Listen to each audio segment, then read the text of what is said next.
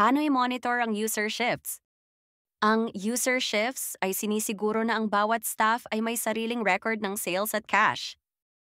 Makikita dito kung sino ang nagbenta at kung tugma ang hawak na cash sa system.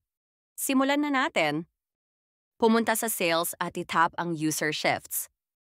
Makikita mo dito ang iba't ibang shifts ng iyong mga cashier. Piliin ang employee na gusto mong i-check. Makikita mo dito ang user shift information tulad ng mga sumusunod. Employee, sino ang nakashift? Store, kung saang branch.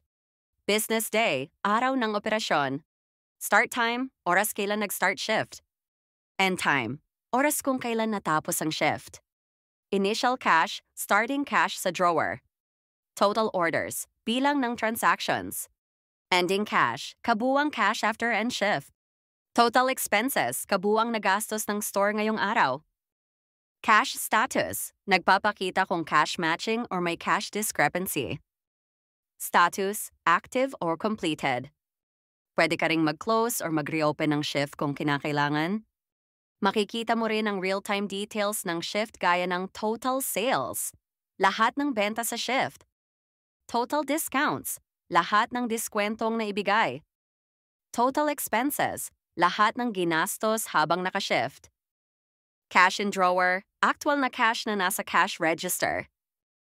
Meron ding breakdown ng sales by payment method tulad ng cash, GCash, Paymaya, at iba pa. Kasama rin dito ang kabuuang halaga na ibinayad ng customer ayon sa bawat payment method. Expenses breakdown, mga gastos ng store ngayong araw kasama ang amount. Sales by product, para malaman kung anong mga produkto ang nabenta. Kasama rin dito ang total quantity sold per product. Pwede ka ring mag-print ng summary para makita ang details ng isang shift. Ganun lang kadali mag-monitor ng user shifts sa merchantry, malinaw agad kung sino ang nagbenta, magkano ang sales, at kung tama ang cash sa dulo ng shift.